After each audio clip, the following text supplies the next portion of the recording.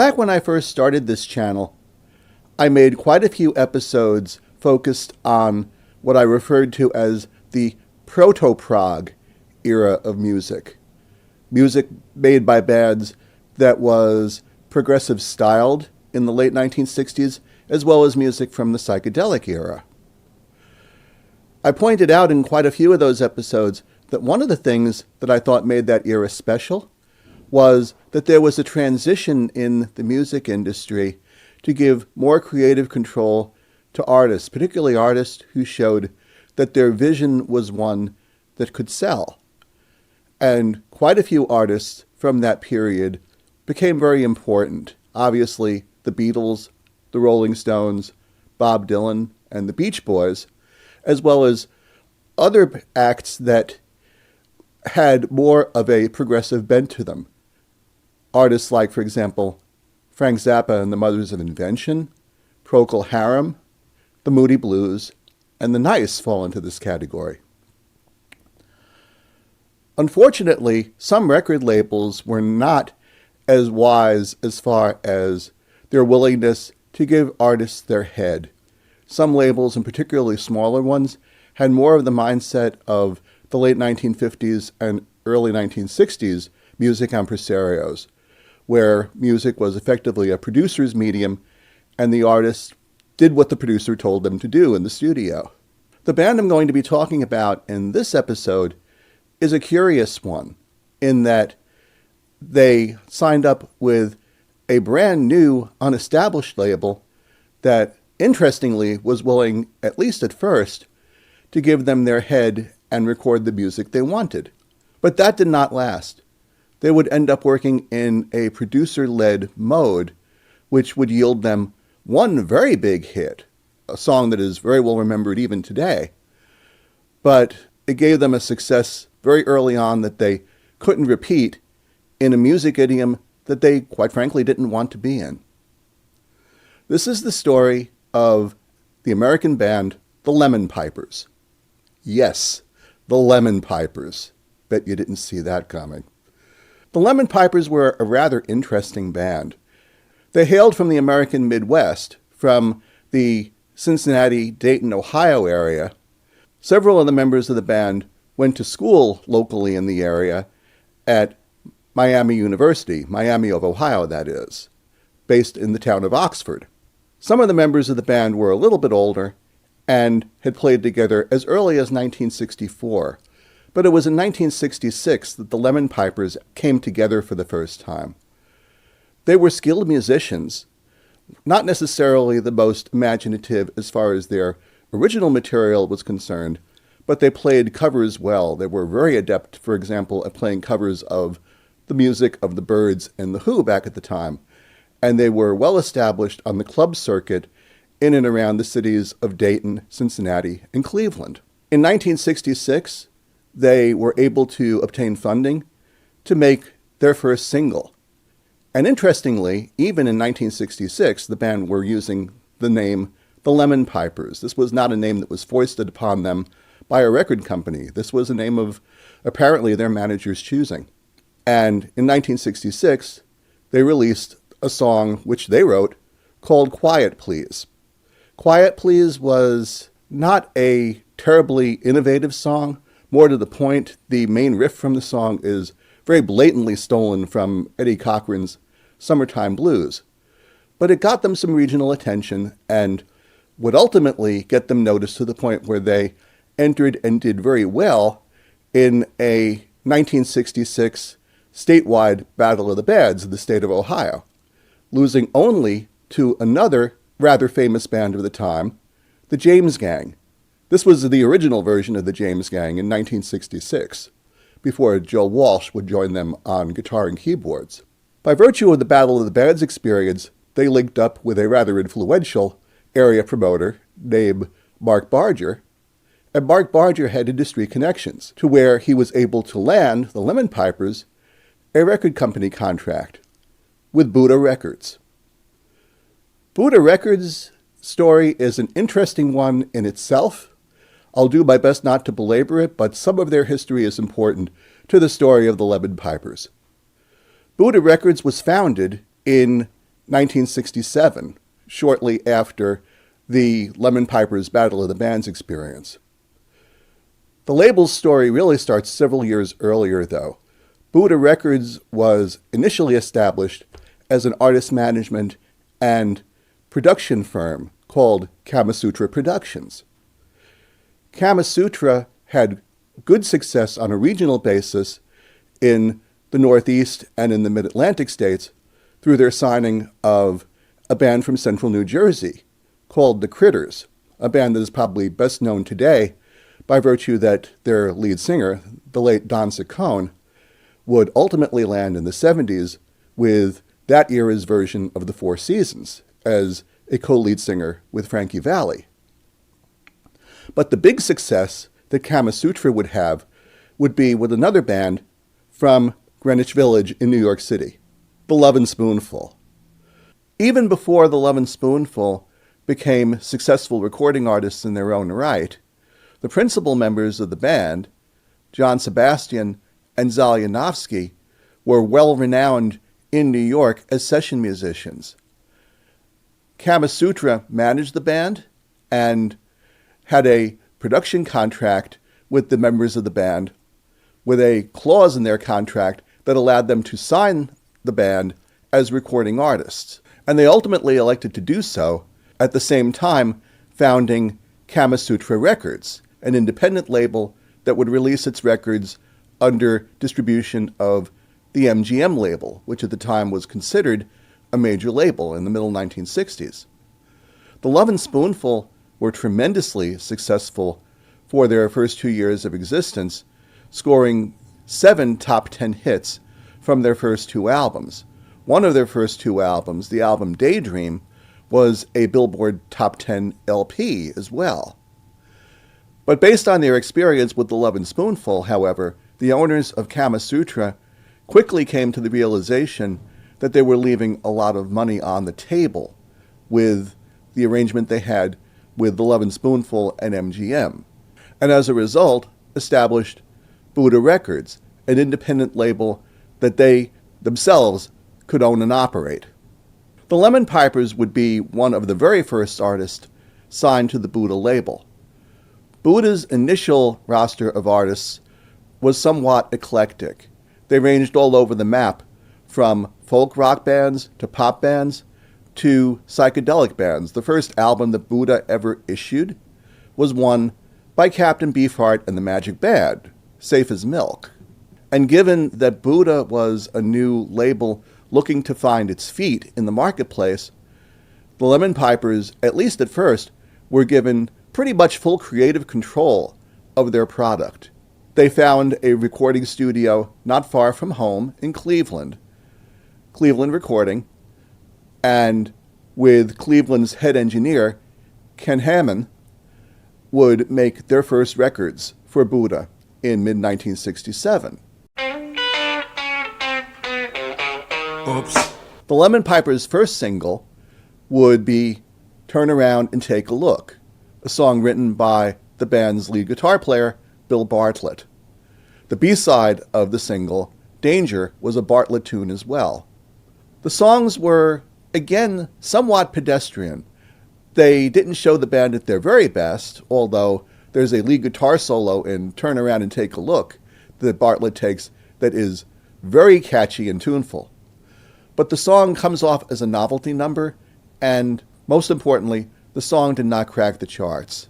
At around the same time as Turn Around and Take a Look was released in mid-1967, Buddha would make a major signing to their executive ranks. They signed as their general manager a brash 24-year-old song plugger born and raised in Brooklyn named Neil Bogart. Despite his young age, Neil Bogart had several years of experience in the record business in 1967. He had worked as the head of A&R, Artist and Repertoire, at Cameo Parkway Records in Philadelphia, a label that had been very successful in the early 1960s with teen idol acts, including Chubby Checker and Bobby Rydell. The British invasion, however, had pretty much killed off that aspect of Cabrio Parkway's business, and by mid-1967, not only was in serious debt, but was dealing with U.S. federal government charges of fraud as well. The label closed down. Buddha seized the opportunity to hire Neil Bogart away from Cameo Parkway. He took most of the label's promotion staff with him, as well as a couple of artists. Neil Bogart was an expert song plugger. He knew people in the business, he knew songwriters in the business, and he knew what it took to get his hands on good songs for artists to cover, get those recorded quickly, and get them in the hands of disc jockeys to be able to make hits out of them. His ability to schmooze and to sell product to local disc jockeys, particularly in New York and Philadelphia, was rather amazing. Bogart took the helm at Buddha in a very big way and advised the Lemon Pipers that if they wanted to continue to record at Buddha, that they were going to have to work with him to identify songs that they could sell to the public and that they could make hits out of.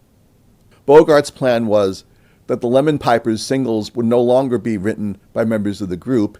He would obtain them from his contacts in New York at the Brill Building.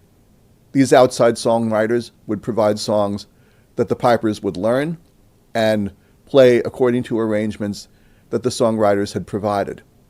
Bogart approached one of his contacts at the Brill Building, Paul Lecca, to provide the first song to the Lemon Pipers for consideration.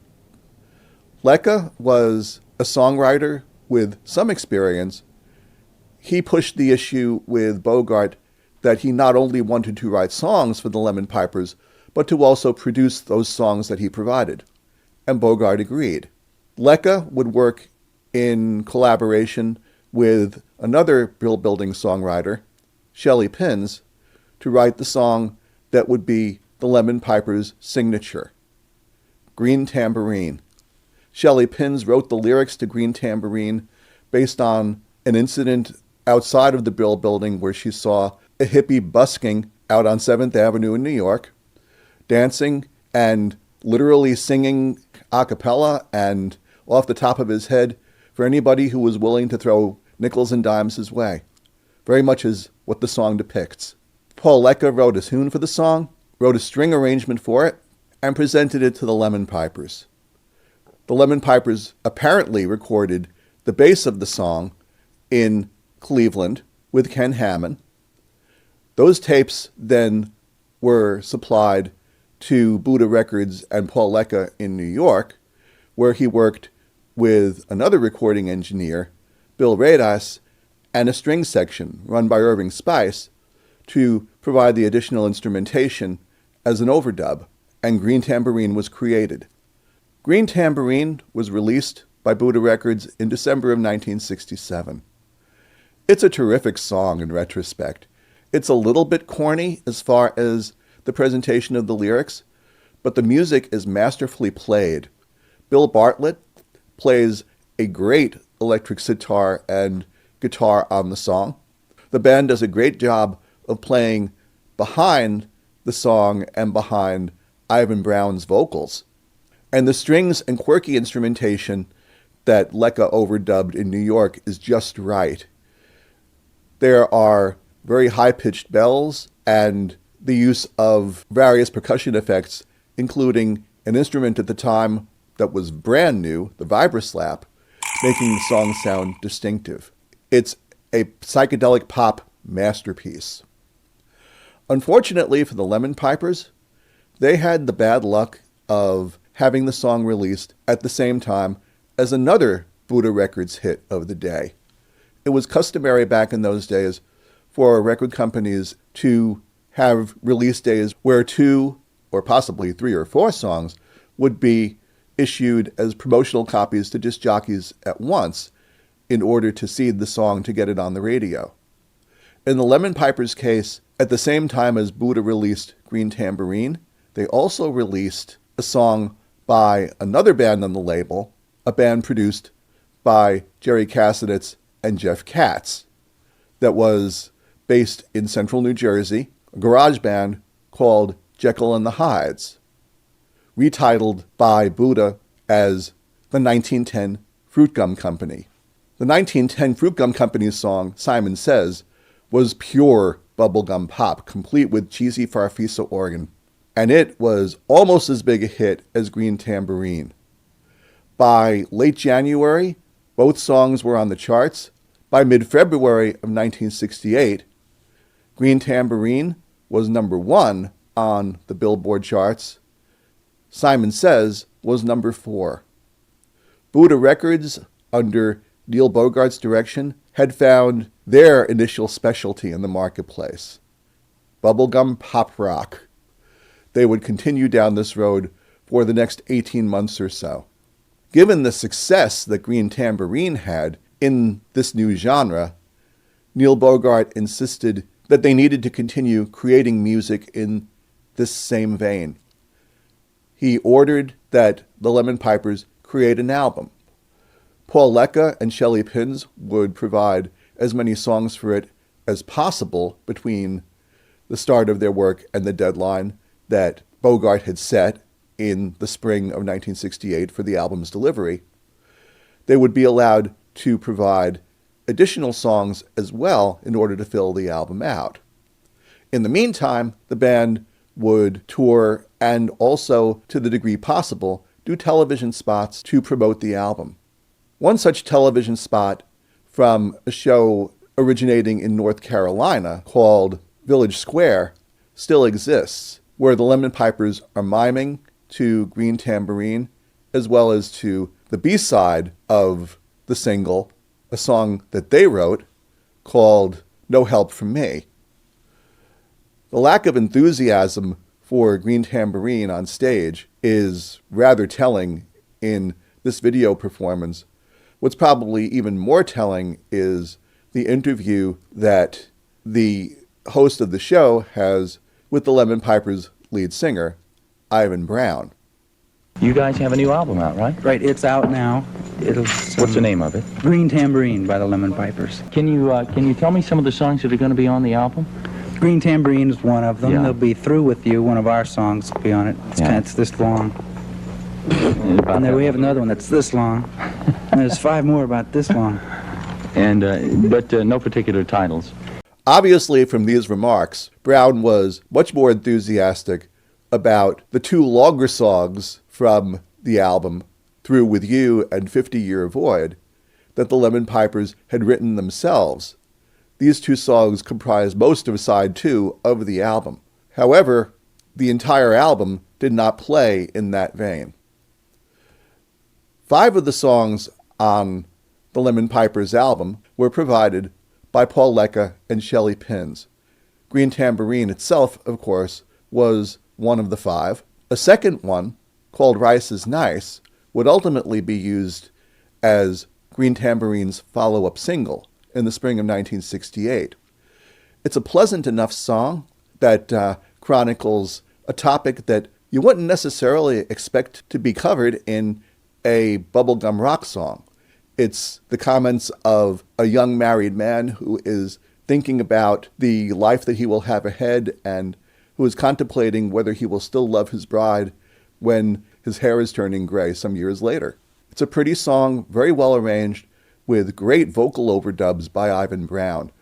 Paul Lecca, despite the fact that the Lemon Pipers had 3 singers in the band, Ivan Brown, Bill Bartlett, and keyboards player Bob Nave, had a tendency to go to Ivan Brown to sing the songs that he and Shelley Pins wrote. There was a quality to Ivan Brown's voice, singing in the higher register with a somewhat reedy timbre, that apparently worked in Lecca's mind for those songs, and he wanted to have Brown sing as many of them as possible. Another song that Lecca and Pins provided to Green Tambourine, Shoeshine Boy, is also a strong one, and it is one that features not only Lecca's string arrangement, but also some great wah-wah guitar work by Bill Bartlett. Lecca and Pins provided 2 other songs, which I won't go into here because I don't consider them anywhere near as good. There is another song that is done in the mold of the Lecca and Pins compositions that I'll mention because it's particularly interesting in that it was written by a 14-year-old songwriter. The song Rainbow Tree on the album was written by Kenny Laguna, who would have a long career working later in life as keyboard player and record producer with Joan Jett and her band the Blackhearts. The remainder of the songs on the album came from either the Lemon Pipers themselves or from acquaintances of the band. Turn Around and Take a Look is included on the album. Another song, Ask Me If I Care, is a country-styled song, much in the vein of what the Byrds would do on their Sweetheart of the Rodeo album, provided by Eric Ehrman, who was an acquaintance of the band's at Miami University. Ehrman would make a name for himself in the years to come as a staff writer at Rolling Stone. Ask Me If I Care is the only one of the Lemon Pipers' own compositions on the album that Paul Lecca took significant care with to embellish in the studio with overdubs of strings and of vocals. This is a wonderful piece of music. The other 3 songs on the album were written by the Lemon Pipers themselves, and they're all in the psychedelic rock vein. These 3 songs together would have taken an entire side of the album had they been grouped together. As it was, one song was placed on side 1 and the other 2 on side 2 of the album. The shortest of the songs is the blues-oriented Stragglin' Behind, which is sung by Ivan Brown and features great guitar work by Bill Bartlett and great organ by Bob Nave. 50-Year Void, which appears on side 2, is a near 6-minute long blues with Nave doing the lead vocal along with a harmonica part at the end of the song that really stands out. This is a very nicely put together piece of music. The last song on the album, Through With You, is a Bill Bartlett composition which Bartlett sings. Through With You is very much in the vein of the Byrds' psychedelic masterpiece from a year or so before, 8 Miles High. And it's an extended piece of work. Through With You runs for over 9 minutes.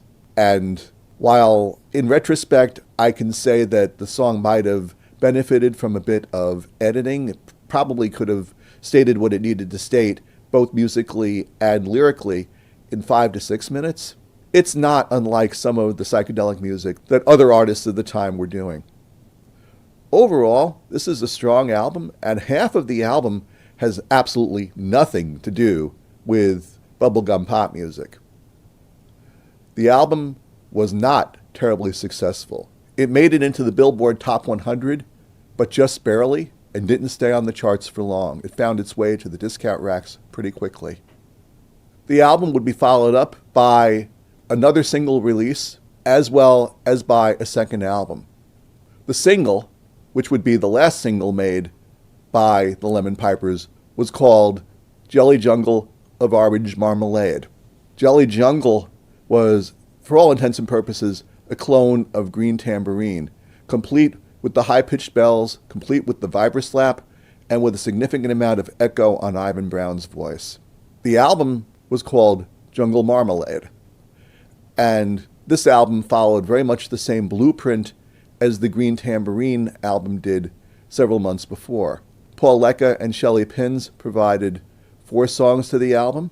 The Lemon Pipers themselves provided 4 songs, and 2 songs from outside songwriters were used, with the notable one being the Lemon Pipers' cover of the song by Carole King and Jerry Goffin that the Byrds had done about a year before.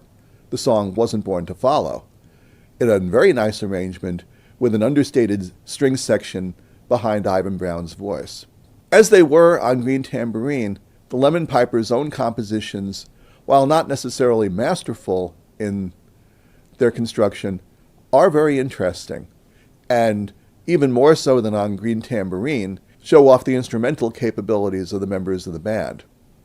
One song, Catch Me Falling, contains an extended coda on guitar by Bill Bartlett, which is very good, and the last song on the album, which is in essence a medley of 2 songs, Dead End Street Half Light, which runs 11 minutes 45 in length, features a great opening piece, the Dead End Street piece, with a Bob Nave vocal.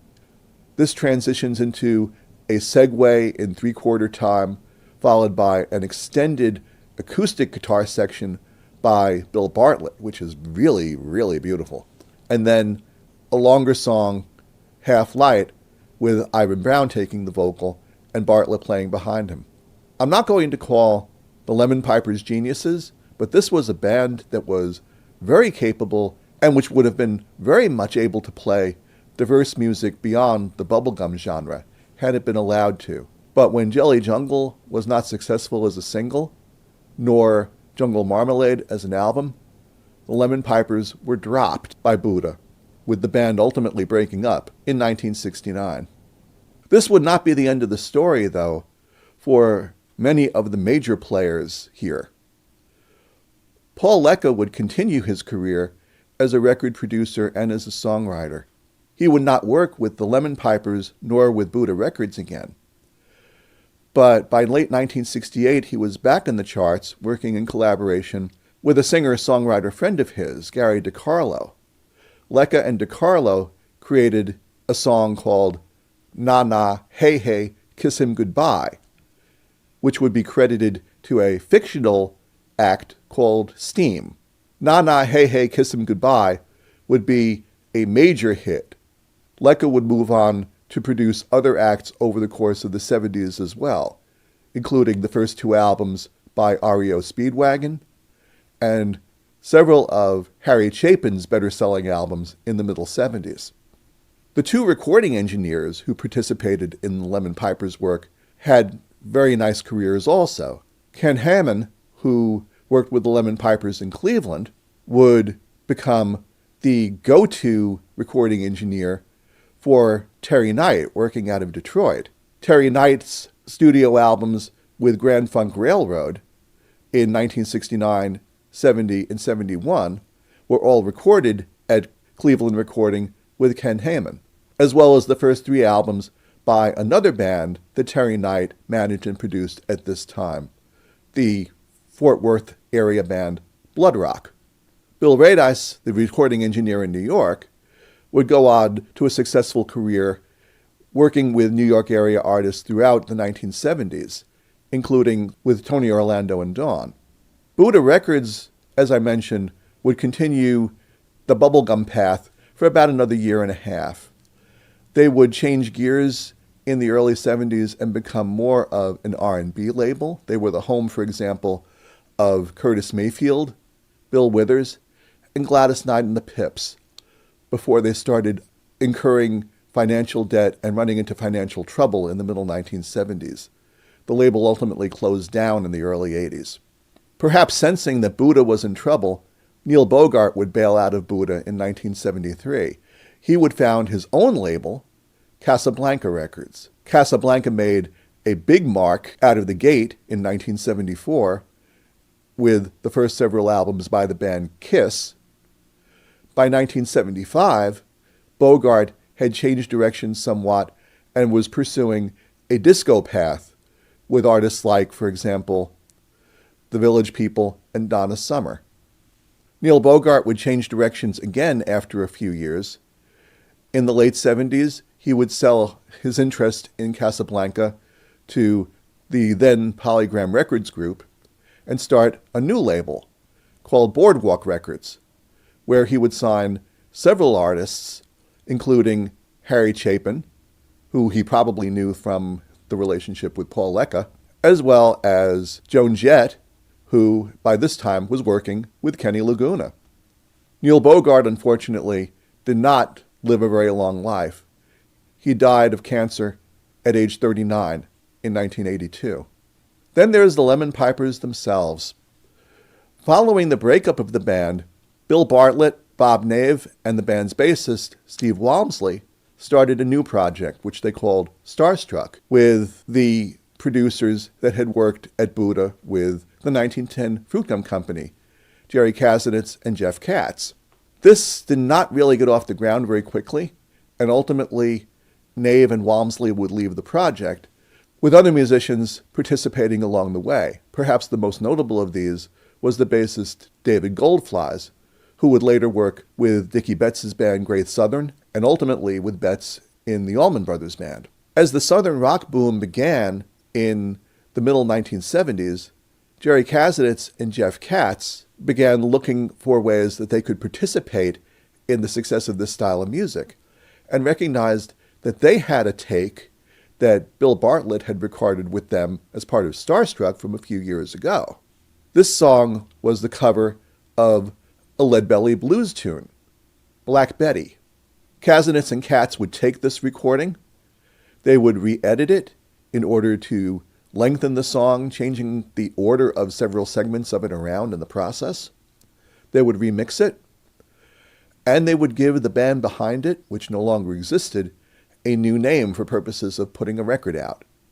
The record was released under the band name Ram Jam, and it was a somewhat unexpected hit, reaching number 18 on the Billboard charts despite a ban on the song that was staged by the NAACP, which apparently, despite the fact that Huddy Leadbelly, was a black man himself, did not particularly care for the concept of a white man singing his lyrics about an apparently loose woman. Upon the single's success, Kasanitz and Katz reached out to Bill Bartlett, who was the lead singer on the song, and asked if he was willing to front a real-life version of Ram Jam. Bartlett agreed and worked with another set of musicians to produce a Ram Jam album with Black Betty as its lead-off track. The album would reach the Billboard Top 40. Ram Jam would tour behind it and ultimately make a second album before disbanding in 1978.